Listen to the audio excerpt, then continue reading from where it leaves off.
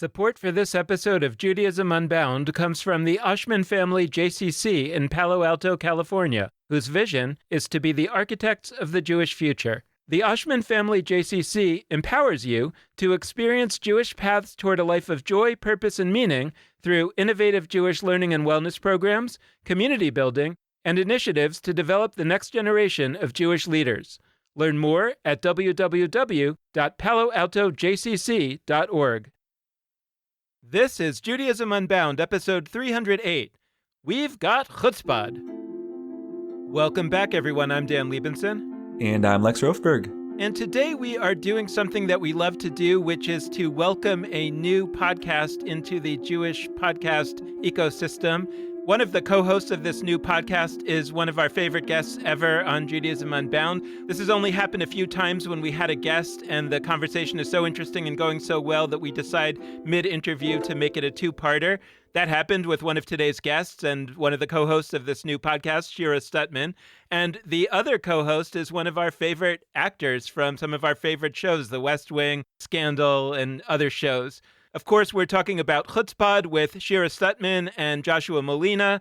Even its trailer or its teaser became the number one podcast on the Jewish podcast charts when they released it about a month ago. So we imagine this podcast is going to do really well, and we're really excited because, as you'll hear in this conversation, Shira and Josh's perspective is really resonant with ours, so we're really excited for this new podcast to join the podcast ecosystem. Before we jump into that conversation, just a few words. First of all, of course, want to wish everybody a happy new year, a happy 2022. And over the course of the COVID-19 pandemic, we have tried to help people out in different ways as people are more restricted to home, to be able to have exciting experiences to make their Jewish lives more meaningful. And we're doing that again this spring. It is the second semester of our Yeshiva, what we're calling a digitally driven center for Jewish learning and unlearning. You can take semester-long classes with live teachers, including Lex and me. And also this semester, we are adding more teachers. And those teachers are among our favorites and our listeners' favorite guests on Judaism Unbound. So we are really excited to welcome Kashira Halev-Fife, our guest from episode 246, as a teacher in the Yeshiva this semester. She's going to be teaching about Shemitah. And we're also planning to add another class in the next week or so. We'll let you know about that. But you can go now and register for Yeshiva spring classes to make your spring. Hopefully it won't all be stuck at home, but more at home than you might want it to be.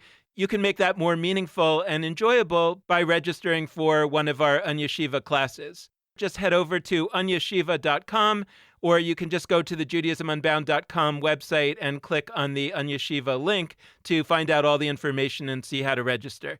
And while you're hanging around on our website, I'll just make one last pitch for financial support at the end of the year. It's now the beginning of the year, but that's a particularly good time to sign up to be a monthly supporter of Judaism Unbound. It's a great way to give. I can tell you as somebody who runs an organization, it's a great way to be supported because you know more or less what you can expect from month to month. And it's really a wonderful way to consider yourself part of what we're doing for the whole year. So if you want to do that and you're already at the Judaism Unbound website, just hit the donate button. And if you just want to go there directly, you can put in www.judaismunbound.com/donate.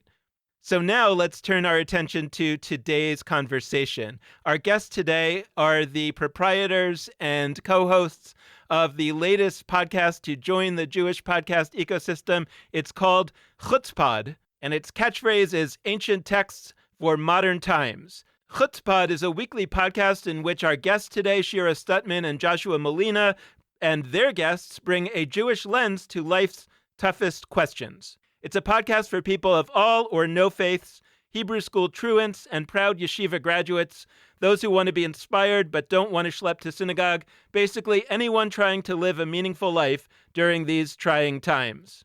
When she was our guest on episodes 177 and 178 of Judaism Unbound, Shira Stutman was the founding rabbi and senior rabbi at 6th and I. If you want to learn more about 6th and I, you can check out those episodes.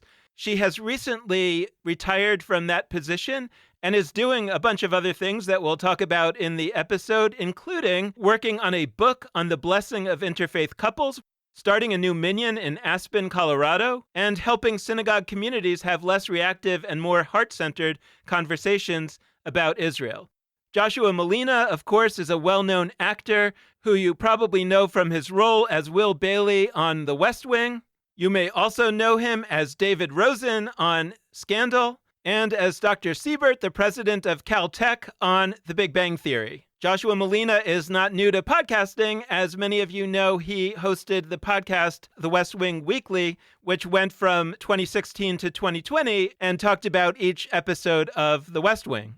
I really would recommend that you start watching The West Wing, Scandal, and Big Bang Theory if you have not already done so, and you can spend a lot of time with Josh Malina. So without further ado, Shira Stutman, Joshua Malina, welcome to Judaism Unbound. It's so great to have you. It's great to be back. It's great to be had. Really, Josh? That's how I start. I hit with the dad jokes early and often. It's very important. So let's get started by talking about your podcast. You've recently launched this new podcast called Chutzpod. Can you tell us a little bit the story of how that came about? It begins with our executive producer, Tim Shovers. I was in the process of leaving Sixth and I, and he came over and he made a pitch that I should do a podcast. It would be quite boring to have me just talking to myself. I hear enough of my voice all the time. So I said, well, what if we find someone else? And so we went through a lot of different names. And I was like, Tim, I can email Joshua Malina. He's a really nice guy. I know he'll email me back and he'll probably say no, but do you want to make this Hail Mary pass? And Tim was like, yeah, let's do it. So I emailed Josh and he wrote me back saying that he's very busy. He's working on all these projects. I mean, after all, he is Joshua Malina. And I was like, I totally understand. And this will date when we were having this back and forth. I said, because Josh, as much as I would have loved to discuss Ben and Jerry's with you, but you got to do your work and you go for it. And he wrote me back. I mean, maybe it was 15 seconds. He wrote me back and he said, you had me at Ben and Jerry's. And then we were off to the races. So it was a really auspicious beginning. So did you know each other before? Or this was just a cold call? No, we had met a couple times. First at an event that I did at Sixth and I, then later on an Encounter trip.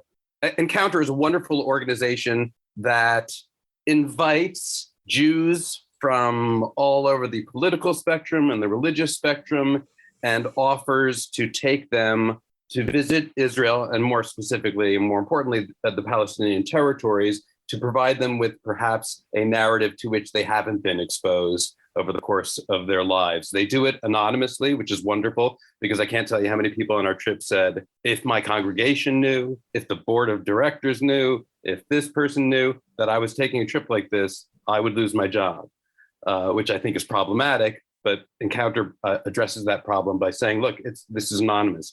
And it was, for me, a very powerful, troubling experience. And I met a lot of wonderful people that care about a lot of the things that I care about. And I was blown away by Rabbi Shira. It was funny. We had a lot of bus rides too. And so we spent a lot of time together. They were singing, there were jokes, there was laughing, there were tears. And I made what I hoped would be a friend for life. But as life happens, you don't stay in touch as much as you hope. And then when I got that email from Rabbi Shira, my first reaction to anything new is, let me find a reason not to do this. New sounds difficult. Work sounds like a challenge. I don't like challenges. I'm happy the way I am. And also, I do have a lot of things going on. I mean, I have irons in the fire. I may not actually be working, but I'm desperately trying to sell something. Or I had another project with my old podcast host that I was putting together, and it just seemed overwhelming. And then somewhere in the back of my head, I kept thinking, I would really enjoy talking to Rabbi Stutman for 45 minutes or an hour a week about whatever's going on. And then the Ben and Jerry's thing specifically got me because I thought a lot of my mind has been on this issue. And I'm talking to friends and family, but mainly I'm just in my own head because it feels more complex than most people just immediately fall on one side or the other. But it doesn't seem like such a monolithic thing. There are some nuances to it. And with whom would I rather discuss it than Rabbi Shira? So I wrote back and said, please tell me you haven't found anyone else yet. I'm in. One takeaway that I have from all this is that I should try to be able to staff an encounter trip so I can replace Lex with a more famous co-host. But that's there is true. no one more famous than Lex. No, that's a good strategy. Let's find some celebs on Encounter. Yeah, let's work on that, or vice versa, Lex. So let's work on that. But more profoundly, let's talk about what the vision is for this show and what it is that Shira, like when you were first proposed this idea by Tim and you said, that's a good idea. Like what is it that appealed to you about the idea of doing a podcast? And has that evolved? What are you imagining that you're trying to do? Who are you trying to talk to? And what do you hope will be the impact on people? That's a great question. And I want you also to ask it to Josh, because we already have some of our first machloket, some of our first disagreements about exactly who the target audience is. And it's a rich disagreement, But should we ask him to not listen for a second so that we it's can like get... what do they call the newlywed game? Yeah, exactly. Right. I'm not sure that Alexa's generation fully understands. I know my newlywed game. Get out of here, Gen X. Millennials can know newlywed game. We did decide this is like such a quintessentially Gen X podcast. Okay, that's not the question. So when I was originally thinking about this podcast, what I really wanted it to be was sort of a Jewish answers to contemporary questions. What we wanted it to be was something contemporary. People keep asking me, maybe you too, Josh, like, oh, well, you must have a lot of episodes in the can already. And I say no, because we wanted to really respond to the questions of the day. And we want to be able to offer sort of Jewish takes on building a life of meaning. And so for me, the target audience is anyone who really wants to sort of be different in the year to come than they were in the year that has passed, right? And I'm not going to define what different means, but who wants to sort of somehow grow a little bit into this life, this existence that they already have. Well, what we end up doing, and I think the podcast itself is going to be a little bit of an exploration of finding the right balance and tone, and I think it's going to be a lot of fun, and I hope people come along for the ride. We ended up discussing a lot, which sounds horrible, the Jewish question.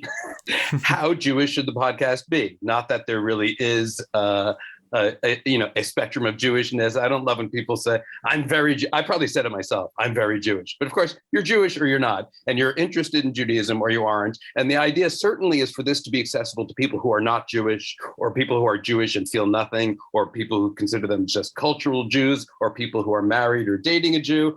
And so it's a bit of a dance, because while we want it to be accessible, I also want it to be, not that I'm no chacham, I'm not such a smart man myself, but I want to learn new things too. So I want people who consider themselves Jews and Jews who observe whatever that means to you, Jews who care about living a Jewish life. I don't want them to feel left out in the cold.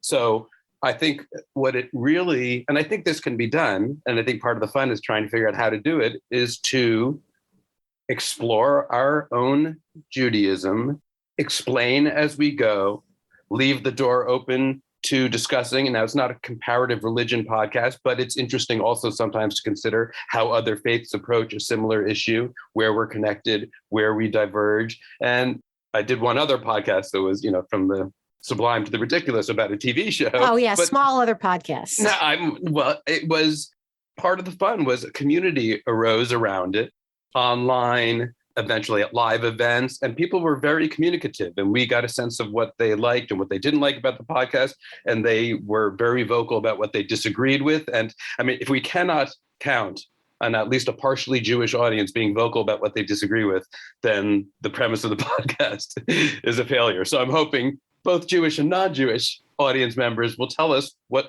they're responding to, what they like and what they don't like. And I will say that I'm heartened thus far by response to what we've put out. I'm seeing people who are not Jewish, and I will say I'm a little bit more focused on are we reaching people who aren't Jewish but might have some interest in this?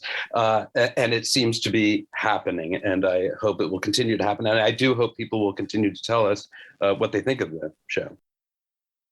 I really appreciate that last piece about, reaching people who aren't Jewish. Just to get in really close, you're both very respectful to each other, and that's great. The disagreement we're talking about is you, Josh, are talking a little bit more about the audience being those who aren't Jewish. Josh is the from one.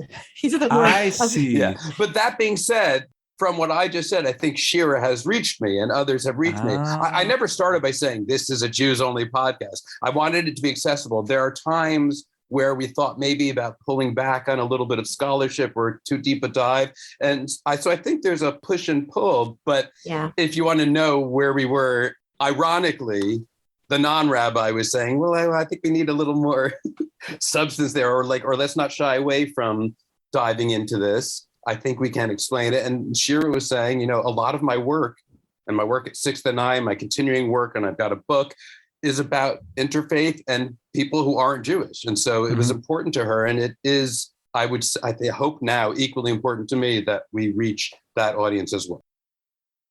Josh, when I just heard you answer, I thought it was such a beautiful answer, because I heard something maybe that I sort of hadn't heard before, which is that this is a podcast for people who are living the questions, right? And so it actually doesn't matter if they went to yeshiva or if they're not Jewish, or it doesn't matter. It's like if you're engaged in the questions, then we want you and we want to be in community with you and discuss them, because it's not that you and I have the answers, or maybe we have 1,000 answers to every question. It's just that we're asking these questions together.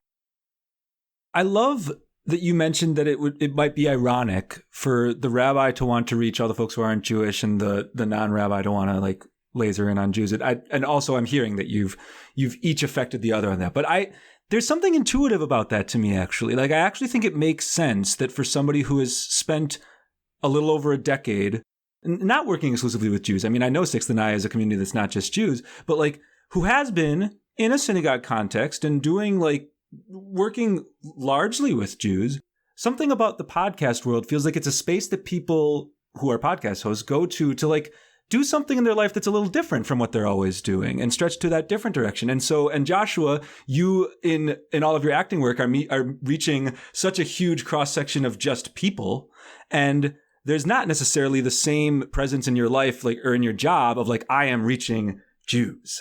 And so there's something intuitive about that. So I love hearing two sides of that coin. The question I have is actually related to that, which is you have something on your podcast that I think no other podcast has done, or no other Jewish podcast at least has done, which is an accessibility feature, which is your glossary. You had in your teaser, you had Michael Ian Black, who, side note, I grew up watching on NBC the show Ed, followed by West Wing. Michael Ian Black was on Ed, and Joshua Malina was on West Wing. And then I listened to your teaser, and I had Joshua Malina, then Michael Ian Black. Very mind-blown moment. But Michael Ian Black came on, and I think you said that it'll be different people doing this in the future. But he came on, and he's like, here's a bunch of terms that we used, and now I'm going to define them so that if you didn't understand, now you can understand, or maybe people will listen to that first and then go back and listen to the episode. I don't know. That's so cool. And it reads to me like that comes from a place of a podcast that's thinking precisely about questions of audience and questions of accessibility. So I'd love to hear a little more about that structural feature of why have this glossary?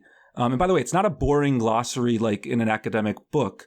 He was making jokes the whole time. Why did that make its way into the podcast? That's a very sharp question, because I think it addresses, at least in part, what we were talking about previously, which is that we don't want to have to do a podcast where I shouldn't say halavai, because I'm not sure people will know that means, if only, God willing. Let's say it all, and let's make sure we explain it all. And there will be plenty of Jews who aren't going to know some of the Yiddish or Hebrew terms that we use. And so it seemed like a whimsical and helpful way to have a little fun, to bring some exciting people on, and to say to the audience, don't worry, if you listen through to this, we're going to explain our terms all along the way. This isn't some abstruse thing that you're not going to be able to connect with. And actually, it's not a bad idea to listen to. I wonder if there's a way, if you could find it easily. It's not a bad way to get the terms before you hear them and then maybe brush them. Yeah, that was Josh's idea. It's a great one. It also comes from another goal of the podcast, which it sounds so simplistic, but one of our goals is just to have fun. I mean, so much of Jewish education and even Judaism as it's sort of represented on the bima, on the pulpit, is denuded of fun. And I understand that Jewish history is hard. Like, and I get that sometimes, there are times to be serious, but I think there are also times to just be joyous. And actually, Judaism even commands us sometimes to be joyous. And so, Josh's idea was not just to do the glossary, but to do it with, someone who can make it funny, or someone who has name recognition, or just to really up some of the emotions, to increase some of the emotions we want people to have when they finish listening to it. And one of the emotions being, wow, I'm to be alive right now in this moment. So what I'm hearing, part of what you're talking about in terms of your podcast, is that it will have a kind of fun, joyous atmosphere. But I wanted to get back into something that you said, Shira, like we want to answer the questions together. And I'm curious, like, what are the questions for each of you separately and maybe together? But I mean, what are the questions that you think are out there that need to be answered that people aren't really engaged with? This is not in order of importance. Okay. All the caveats, right? So I actually think one of the questions is why Judaism? American Jews are living in this unique time. So I'm a Gen X person, right? Not a millennial. So I use the term unique in its actual dictionary definition, meaning unlike any other time. We can integrate so much into the American culture that we sort of leave Judaism altogether. And so questions are these questions about, like, why do we care at all? Does Judaism actually add meaning to our life, or is Soul Cycle easier? I think that's one of the questions. I think that, connected to that question is, what is Judaism going to look like as we move through COVID, right? I'm no longer saying when COVID is over. I feel like we've jinxed that 1,000 times, but as we move through COVID, what is Jewish life how is it going to look different? And, what are the ways? I think this podcast is actually one attempt to sort of approach Jewish practice differently than pre-COVID, meaning that you can listen to this as you're jogging on Shabbos morning instead of going to shul. For some of you, I'm not endorsing it, go to shul and then listen to the podcast. So that's another question, is sort of the COVID question, I think. And I do think there is this third question, and I'm, Lex is sort of like the resident millennial, in this conversation. I'm interested in what you have, but here I am in my 40s, right? This is my life. I have my life, and I can make radical changes if I want to, but I'm probably not going to. I'm, God willing, going to have the same husband, God willing, going to have the same kids, and so it's sort of what do we want to do to make this the most meaningful life that we can possibly have? There are many questions I think we will address, and that I hope we will address. For me, they include questions that occur to me as a Jew frequently. A lot of the, why do we do this? Or why do some of us do this? Whenever I go out to eat with any friend who's not used to eating with me, and I explain that I eat like a vegetarian in this restaurant, it's not kosher. People who are stricter kosher wouldn't eat anything here because of the plates, but I can't have milk and meat. I can't eat the meat because it's not kosher killed. Fish, well, it has to have fins and scales. If it doesn't, people, their jaws drop, and they're like, what crazy set of rules do you have? And I'm interested in exploring that kind of stuff, because I know on the face of it, these things are irrational. There are rational, just people will say pigs had trichinosis and it's about keeping from getting sick. And then, that kind of stuff to me is peripheral. And to me, I keep kosher and I do certain things just because that's what Jews do. So it has an identity. Na'aseh v'nishma, we'll do, and then we'll listen to what the explanation is. Now, of course, I don't do everything. So you can call me an a la carte Jew. I follow this, I don't follow that. I observe this, I don't observe that. But I'm excited to explore some of the reasons that we do the things we do, what it means to have faith. I know people who are far more observant than I, and then you ask them about God and they go, God, who knows? Or even, I don't really believe my prayers are being heard. 3 times. Why do you pray so often? Every day, all day. Well, that's what, to me, it's just interesting to get into the granular level of what is all this and why do we do it? And then in terms of the more accessible questions, we all move through the day trying to have some sort of identity and deciding who we are. And a lot of that is tied to what we do. So I'm curious to hear how other people move through the day and find their meaning. And I'm excited to learn more about, at some point, I think much of my learning stopped. And so there are probably things that Rabbi Shira will bring up, and my response will be based on what I learned in 8th grade. So now that I'm a 55-year-old man, I would like to hear some newer thinking. I'm sure I've settled into ways of thinking that could use some shaking up.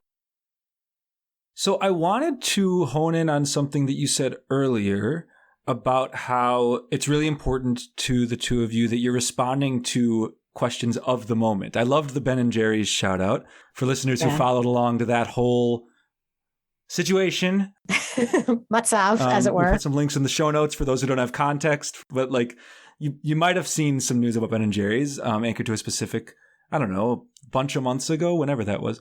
I would love to hear more about that. This is a moment where we get to talk as two podcasts about like our ecosystem, because from the beginning, Dan and I very intentionally did not want to do that.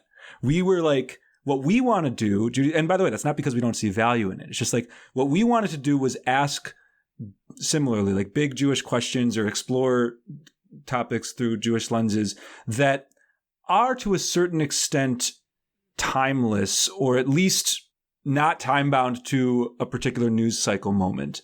And so we haven't on a week by week basis been sort of monitoring the news and be like, oh, now we'll respond to this or now we'll respond to that. We've had a couple exceptions to that, really major moments in American Judaism, things like the massacre at the Tree of Life Synagogue, where we have sort of rapid response created episodes. But that's been the real exception to our rule. And so I hear you say that, and I'm actually really grateful, because often we get emails that are like, well, why haven't you done an episode about Ben and Jerry's yet? Like, there's been this whole Ben and Jerry's kerfluffle. Like, are y'all going to talk about that? And the answer is like, well, maybe, but really that's not how we operate. So now I can just point them to you. What do you envision that side of your podcast being? Like, what's the process going to be like of sort of determining the kinds of issues to talk about, or once you have them, figuring out how to channel them into, cool audio for people to hear? Yeah, well, we have decided to call our podcast Chutzpod. And so I think if you're going to choose that name, you have to follow up. You've got to walk the walk behind your talk. If Israel is in the news, and it always is, we have to get into some messy gray areas. So I hope we will take that. I'm mentioning Israel specifically, but I think also something like, I wrote a piece in The Atlantic recently about Mel Gibson, and does cancel culture really exist if this public anti-Semite, misogynist man who has said racist things is still finding work? I'm getting a horrendous amount of anti-Semitism thrown at me on Twitter and Facebook, and a lot of support. And so I think issues around this: is it right to cancel a person? Is it right to say this person shouldn't find work based on something he said 10 years ago? So even my own point of view, please attack it. I'll say everything as if I feel I'm 100% correct. But you want to come at me and say, maybe this isn't the Jewish way. Maybe there should be forgiveness. Maybe you should look more at whether he's grown. Maybe you're engaging in Lashon Hara. Somebody else define that for me. It's basically gossip, slander, gossip. And then I think if you look at the sum total of Jewish thought on Lashon Hara, there are those who say, basically, if you say anything about anyone, it's Lashon Hara. Just better not to say anything.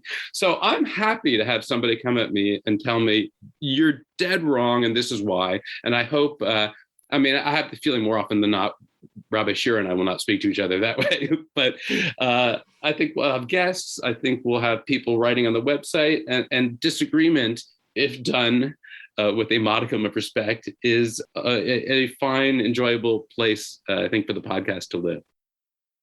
There was this great moment. The podcast is being distributed by PRX. And there was this moment when we were first meeting with some of the PRX representatives where I forget who it was, one of the people said, I know this is hard to talk about, but sometimes it seems like the Jewish community, when it comes to issues around Israel, can be, speaking like with one voice without being able to see any of the gray.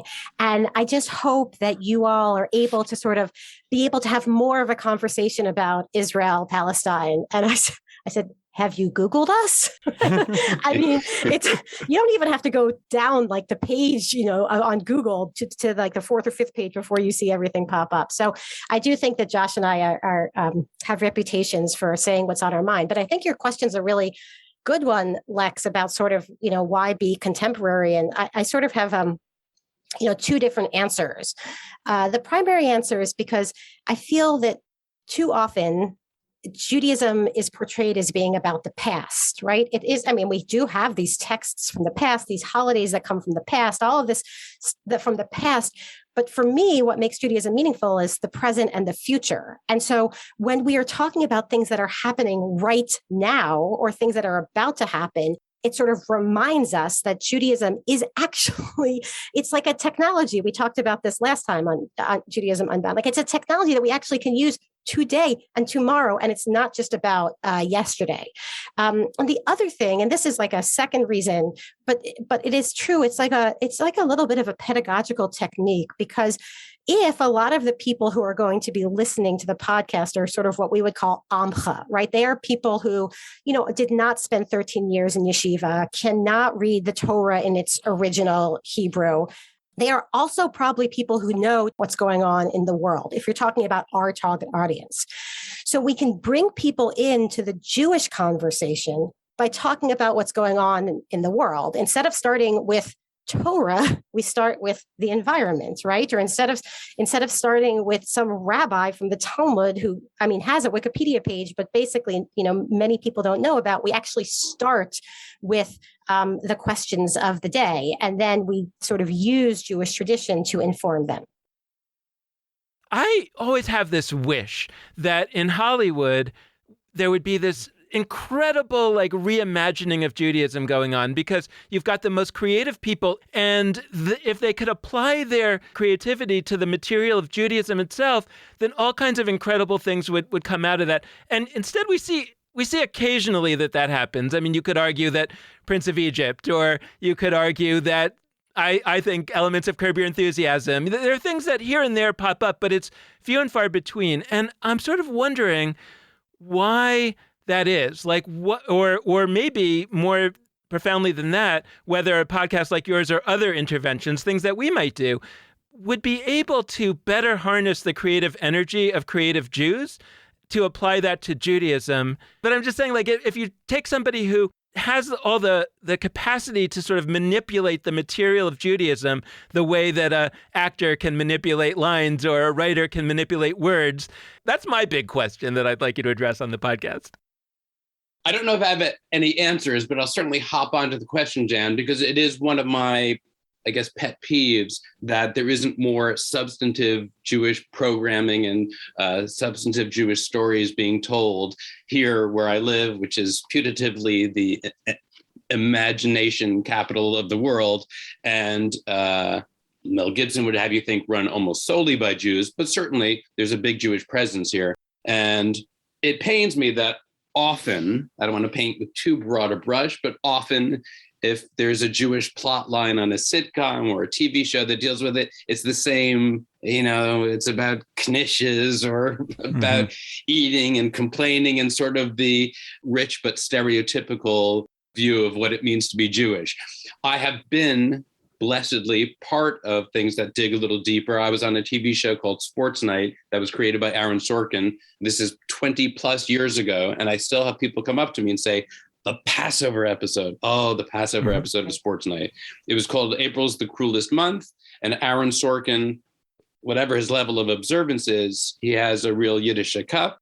And he wrote a piece where my character, who's an associate producer of this sports show, organizes a Passover Seder for the Jewish and non-Jewish colleagues that work with him. And it ends with my actually saying Kiddush at the Seder. And 20 plus years later, people say to me, well, as a kid growing up, I saw that episode, and to see representation, because I have Seders and we say Kiddush, and it was meaningful. And it just tells me there is an audience that wants this kind of programming and content. And I've had non-Jewish people also say that it spoke to them and resonated. And it makes me wonder and to not to overstate it, but despair a little bit that there aren't more examples of this good, and it wasn't such a deep dive into the Seder, but it was a different look at what it means to be Jewish than we're normally given. And I know there are amazing Jewish stories to be told, and I feel for and support other ethnicities and people that are looking for representation because it matters so much. Josh, was that Sports Night episode the one where you said Kiddush? Yes, 40 times that day in the multiple takes and different angles that we did it. And because none of them was actually Kiddush, I said, Baruch atah Hashem, Elokeinu melech haolam. And I've had people come up to me and say, we talked about why you did that and that it wasn't what you would normally say at a real Seder. And Aaron Sorkin came up to me afterwards too, because I didn't ask permission, because I didn't want to get a no. And he said, that didn't sound to me like exactly what I'm used to hearing. And I said, it isn't, but it's too late. It was like a fourth wall thing. It was a moment where certain people go, oh, he's admitting it's a TV show. That character knows he's on TV. The thing about that Sports Night episode is exactly what Josh was just saying. The most important part is that it had this, as we said in the teaser, Hamevin Yavin moment. Those who understand will understand. So it wasn't only that he was doing something Jewish that, for Amcha, for everyone to be able to see and understand and appreciate. It was that he was doing something that was like Jewish in a halachic, like a sort of more Jewish legal way, so that even those of us who are on the inner circle who really don't see ourselves that much reflected in TV, we felt even more seen. And so that was like the special chiddush, like the special new thing that he did that made it so incredibly meaningful. It was my wink to the elders of Zion, if you will. Yeah. We communicate through TV shows, people, not just lasers. Sticky note, like everybody listening, hold that Elders of Zion. I'm not going to bring it up now, but I actually have something that will get that direction later, which hopefully that's like a huge fun teaser that will make people listen. One of my early pitches was that we should call our show the podcast of the Elders of Zion.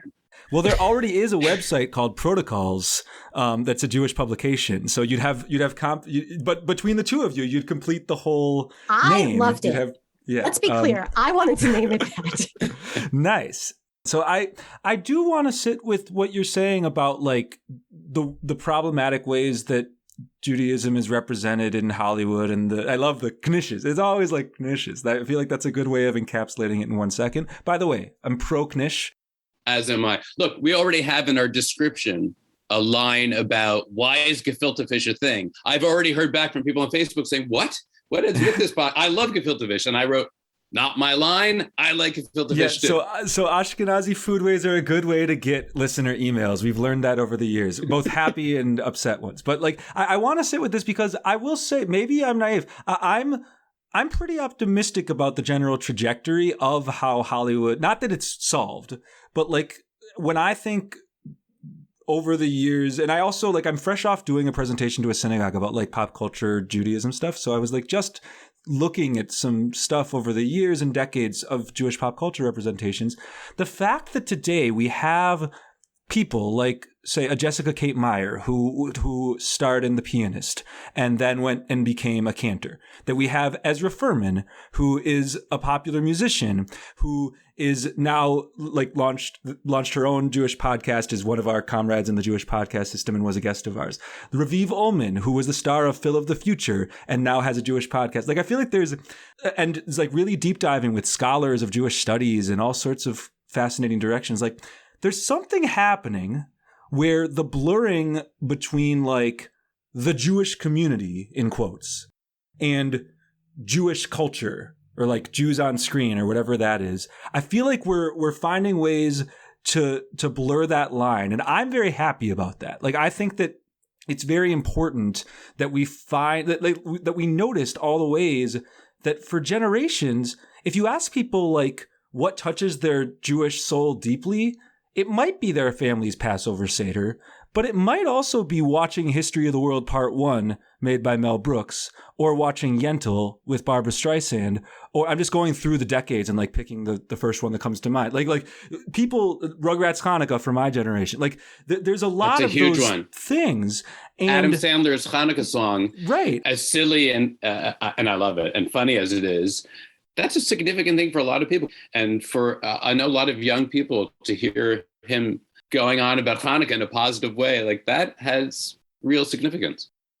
Yeah, and so I'm just saying I'm optimistic on that front. And I guess I'm curious from both of your perspectives, like, is your podcast itself like part of that wave? Do you see yourselves as partners in an effort to sort of take on that blurring? Because that would excite me very much. And I guess basically I see reason to be optimistic about sort of positive change to the realities that you were describing. Just to your point, look at who's distributing our podcast, right? We are being distributed by PRX, by a secular company, right? And so in terms of the blurring of the lines, like that's happening from the inside out and from the outside in. I think it's wonderful that PRX, and it blows my mind a little bit in terms of what started, I thought, as kind of a niche idea where I thought we could find an audience, but I wasn't so sure that PRX, I mean, my other podcast, The West Wing Weekly, has a very specific audience. We weren't trying to reach anyone who didn't like The West Wing. No, it was just for fans of that. So I didn't know if I came to them with, hey, here's my next big thing. These guys came up to me. We're going to do a Jewish podcast. I thought they might say, good luck, sounds great, but not for us.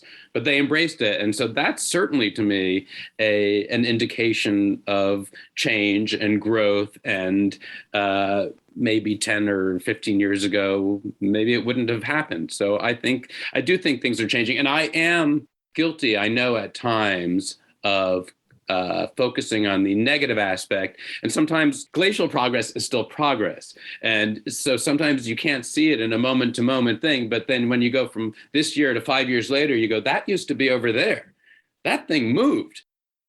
Well, I mean, maybe this question, Shira, ultimately is for you, but I'm framing it in a kind of like Hollywood creative people way. What I'm trying to get at is beyond the role of Jews in film and television and representation, all of which I think is really important, and the creativity that we see there. But what I'm wondering is, like, if we had creative people that were on the boards of Jewish organizations or advising Jewish organizations or role modeling what a dynamic, exciting, different kind of Judaism could look like in their own lives in various ways, as you are here, I think that maybe we would be infusing something new into Judaism. And Shira, the reason why I said like maybe this question is really directed at you is because here you just left Sixth and I, which is itself a really creative and amazing organization that could have been created by Hollywood people, I think. You know, in other words, it's what I would dream of, right? And here you're leaving that and setting out onto this new episode in your life.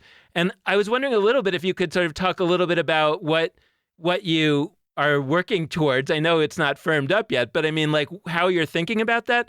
And I'm imagining, though, like, I'm almost wanting you to fantasize about, like, what the board would be of our respective organizations. You know, in other words, what would that board of advisors be that would help you and us get even more creative than we naturally would be? Like, that's what I'm trying to figure out. It's like, who were the geniuses who came up with rabbinic Judaism when the temple burned down and sacrifices? Some amazing artist figured that out, or a group of artists.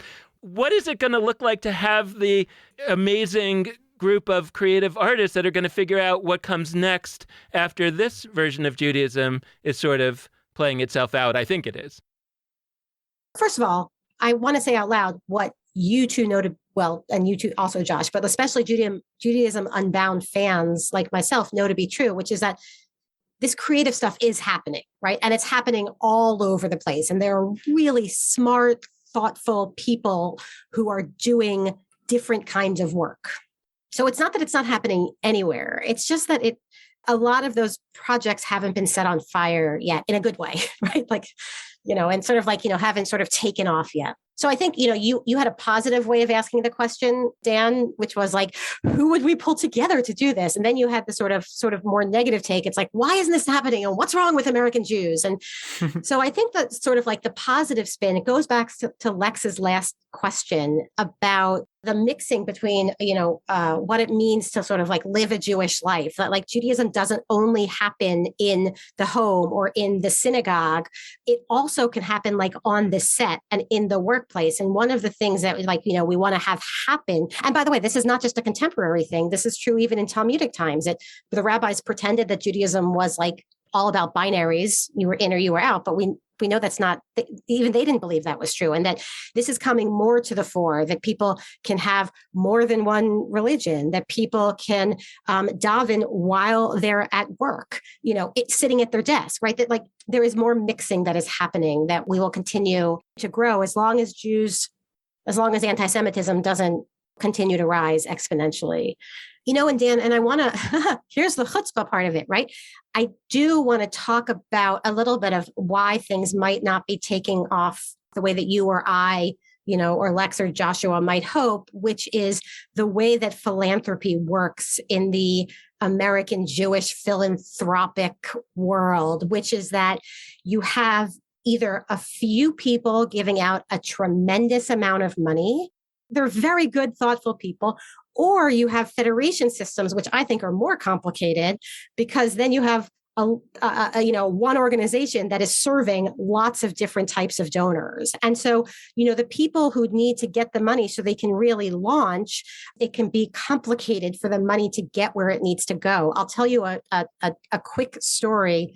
One of the things that we were asked by PRX is if we would be okay reading ads on the podcast. And they were surprised when I said yes, that I'd be okay reading ads, because I don't know, maybe they thought it wasn't rabbinic of me. But then I said, I don't understand why reading an ad is any different than sort of taking money from certain corners of the philanthropic world. And, it's very complex. And so I don't want to, this is not, we can have a whole episode just on that. But, some of that is what gets in the way of sort of like exploding the Jewish world the way that we know it can explode. A little Lex pun moment. I'm big on puns. You can't spell advertisement without starting with a dvar. Advertisement. You're good. Okay, dvar being a dvar Torah, being like a speech good. in a rabbinic context. Take that wherever that you was like, worthy listeners. of a Gen X dad joke. Good job, Wow, I'll be an honorary Gen X uncle or something. I'm sure the status everybody works towards and dreams of. I have a desire in this moment, which is to do a little mini version of what you both described doing on your own podcast in the future. And Joshua, you mentioned your Atlantic article about Mel Gibson and canceling Mel Gibson. And I read that article and I saw it circulate a lot of places. I'm very happy about that. And I read it and I had a few main thoughts. One, absolutely, autobiographically, we watched The Passion of the Christ in my high school growing up. I can't believe I didn't make more of a stink about it at the time. My parents certainly would have if I had mentioned it at home, but that was certainly treated as a normal thing. And Mel Gibson, by so many people, continues to be treated as just a normal part of Hollywood. The other thought I had is I looked out the window and waited a few seconds. I read this when I was sitting at my house and there was a window. And I looked out the window and I waited a few seconds and the fourth or fifth car that drove past was a Ford. And Speaking of the protocols of the Elders of Zion, and you caught where it's I'm publisher. going. I'm bringing back the moment of the protocols of the Elders of Zion before. Henry Ford is a terrible, terrible person. I mean, Henry Ford was the leading circulator of the protocols of the Elders of Zion, this, fraudulent document that claimed that the Jews were controlling the world. He circulated it far and wide in the Dearborn Independent. The Nazis, during World War II, gave Henry Ford an award. By any metric, if we're looking to cancel folks, should be high atop the list. And, took me 4 seconds to look out the window for a Ford to drive by. I could turn on my TV and tune into Henry Ford's Innovation Nation or whatever. You could look at all the various things named after Ford. And now, am I aware that the Ford family now is not just Henry Ford and there's descendants? There's complications there. But Henry Ford ultimately has a legacy that is not about his anti-Semitism. Mostly. It is in terms of most people's public consciousness, it's about, this is Model T guy, an inventor, innovator, whatever. And we've just sort of pushed aside that part of who he was. And I think it's both a testament to our own collective American ignorance, and it's just like a negative reflection about how somebody could do that and not be seen through the kinds of negative lenses that we would hope they would be. And it's kind of scary to see that as a Jew and think like, what if somebody similar were to arise today, and then 100 years later, they're seen as totally fine. So I was interested in opening up that conversation, and I'm interested both from like the inside Jewish lens, like, why is it important as Jews that we can look out and see a Mel Gibson canceled? What would that mean for our collective sense of like security? But I'm also interested in the sense that like Jews could also think about this and look at actors or public figures that maybe aren't anti-Semites, but are dangerous to other groups of people who have said publicly racist things, who have said transphobic things, etc., and how we could, because of our own awareness of the lack of safety we feel when a Mel Gibson is allowed to be given whatever like Lethal Weapon 5 role he's being given. Like, if we could channel that into how we relate to other groups and really work on this solidarity work together. So I was curious to just open that up. Great points, great questions. I'll begin by saying The Atlantic, which gave me a wonderful opportunity and a platform, and I'm very, very appreciative of. They did me a slight disservice on this piece because I didn't write the headline of the piece, and the headline is "Cancel Mel Gibson." And I don't think that's an unfair headline, but that really wasn't my rallying cry. I wasn't telling anyone, let's not watch his movies anymore. If you see him in a restaurant, turn around, spit on him. He should be erased from memory. What I really was more saying, if this guy can get a high-profile job in 2021, let's stop with talking about how cancel culture exists. Has anyone been canceled, whatever that means? Sure, I suppose. But if you're a white man, you could do almost anything and have a good shot at getting back into the employment system. Apparently, Kyle Rittenhouse couldn't have more job offers, okay? So I think it helps to be a white man in the United States today. And I think there's an argument to be made that you could do almost anything and it's going to be okay. I, in a less important issue, think that it is a shanda. It's a disgrace that Warner Brothers, never mind an organization, a company founded by Jews, but that a major studio is looking to give an incredibly high profile job to somebody who I find, and I think argue convincingly in my piece, is not a great guy. He is an anti-Semite, I believe. He is said horrible racist things. I think that makes him a racist. I didn't even get to it because I only had so many words. I think he's homophobic. I think he's a misogynist. I know that he pleaded no contest to battery. He's the only director that we can find for this piece. Yes, I know he was in the earlier movies. Look at all the other spin-offs and things that we find new casts for. And so I was less trying to say, cancel him than point out the irony that we talk of that, the right is with this toxic cancel culture that's taken over the country. What are you talking about? Mel Gibson is on a TV show and about to do a big movie. It doesn't exist. Now, was I saying, yes, maybe don't give him this job? This isn't some guy who's going to have trouble if he doesn't get any more work. He's apparently worth hundreds of millions of dollars. Congratulations, Mazel Tov. You've had a good career. You're done now. We don't need to amplify or bring you up. We talk about inclusion. Look, why don't we find a person of color? Why don't we find a woman of color to direct this movie?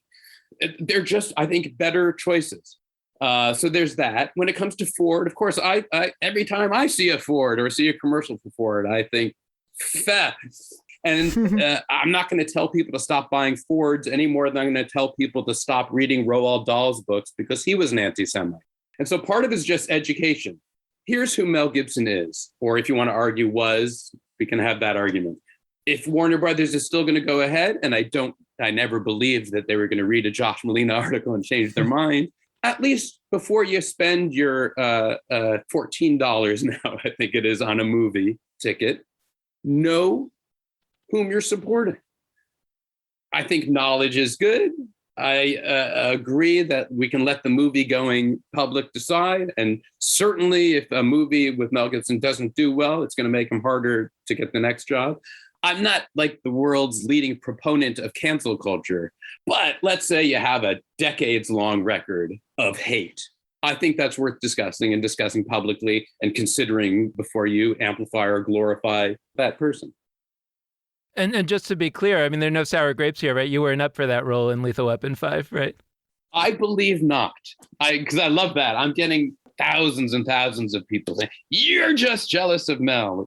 Yeah, no, it's silly. Someone else said, he's really handsome and you're not. He's got a jaw of a moon. I said, yes, you got me. You busted me. It's all about jaw envy. That's why I wrote the piece.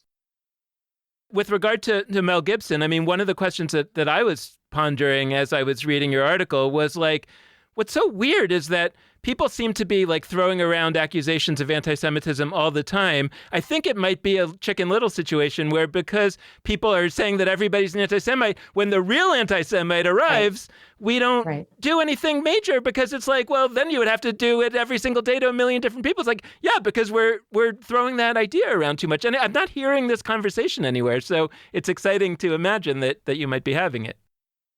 I think you're absolutely right, Dan. I think, it's so funny to have Joshua Malina, who is this like extraordinary Twitterer, right? And Twitter being the sort of epitome of, in a certain way, unnuanced, and Josh's persona on Twitter is hilarious, but also quite serious, like taking on serious and real issues.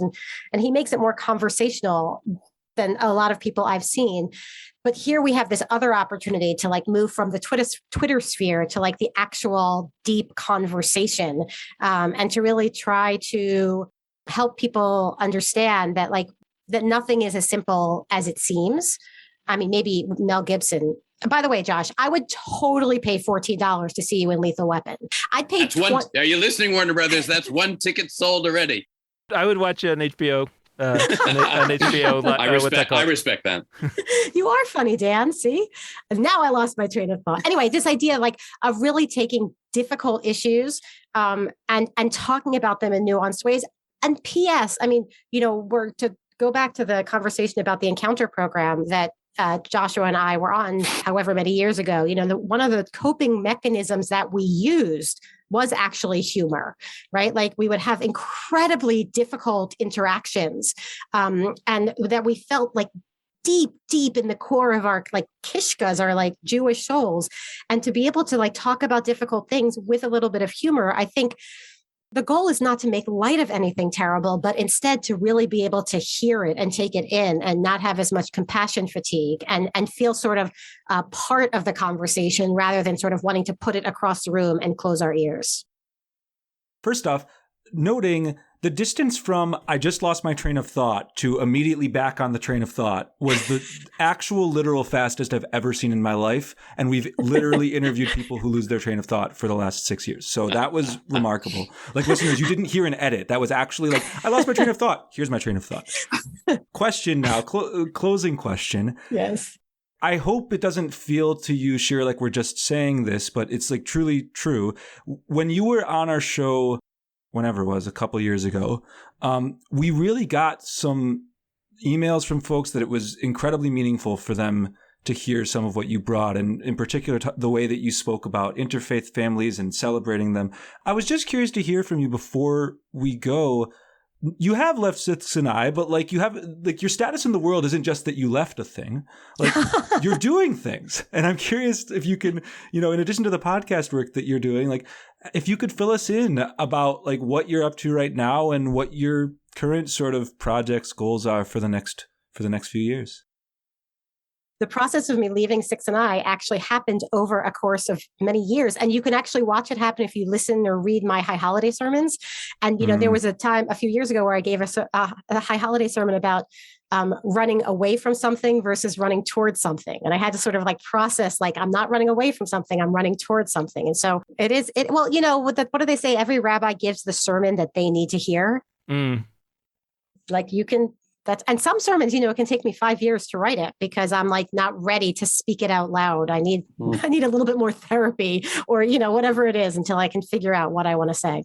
And so I left Sixth and I, and really the truth is like, I am bringing Sixth and I with me wherever I go, because everything I learned there over 11 years is I almost could not have learned that almost anywhere else. And so it's like gone, but also metabolizing in an entirely different way. So I'm still working on this book on interfaith couples. I'm teaching a long-term classes about Israel-Palestine, which is building on the work of programs like Encounter and Resetting the Table and others. I'm helping to start a new minion in Aspen, Colorado, which is super fun, but also hopefully, I hate the word new, like a new iteration on a model of creating community in both a way that is both sort of like ad hoc, but also filled with sort of responsibility to other over the long term. It's like the best of something ad hoc and the best of something eternal. My dance card is quite full, but right now, the thing that's really keeping my brain up at night is this podcast, because I'm really optimistic about the people that it can reach and the conversations that can be had. So Josh, maybe we could ask you in closing for the sermon that you would like to hear. Oh, wow. Just throw it at you. That's rough. I can't give you the sermon itself, but I know its topic would be, I always say that I'm getting old, but I feel young. But I think in some ways inside, I've gotten old and I've closed off areas of myself that I need to open up. That's the sermon I would give myself, is if you really want to stay young, stay open to other people and stay open to other ideas. And I'm hopeful that Chutzpod will be therapy for me in that sense. Beautiful. That's a good sermon, because you could do that one on Sukkot and talk about open walls of sukkahs. You could do it a little earlier on Rosh Hashanah Yom Kippur and like open gates. There's a lot of open clothes. You could pick your holiday and latch it on pretty well. Like I think you've got potential there. Anyway, thanks to both of you. I eagerly anticipate adding to the dance card your memoir, Shira, that should, of course, be called Sixth and I, for somewhere down the line. But thanks to both of you for joining us. This has been a fantastic conversation. Thank you for having us.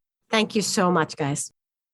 And thanks so much to all of you out there for listening. We hope you've enjoyed this conversation, and we hope that you'll tune in again in the future, both, of course, to our podcast, Judaism Unbound, and to Chutzpod, the new podcast that our guests today, Joshua Malina and Shira Stutman, are hosting. You can check that out at chutzpod.com. That's CHUTZPOD.com. And you can also subscribe in Apple Podcasts or Google Podcasts or Overcast or whatever your favorite podcast listening device is where you listen to us. Chutzpod is probably on there too. So definitely give them a subscribe and listen to their new episodes, which, as we release this episode on January 7th, 2022, are officially commencing today. So you will be able to be along for the ride for all of their new episodes, which are just launching now and in the near future. So check them out. Those are the different ways to access. So we want to close out this conversation in the same way that we always do, by encouraging you to be in touch with us. And there are a wide variety of ways for you to do that. First, you can head to our Facebook or Instagram or Twitter pages. All of those handles are at Judaism Unbound. Second, you can go to our website, JudaismUnbound.com. And third, you can email us at dan@JudaismUnbound.com or lex@JudaismUnbound.com. The last request we like to make is that we deeply, deeply, deeply, deeply appreciate any amount of financial support that you're able to send our way. And you can do that on either a monthly recurring basis or just as a one-time gift via JudaismUnbound.com/donate. So thank you so much for listening. And with that, this has been Judaism Unbound.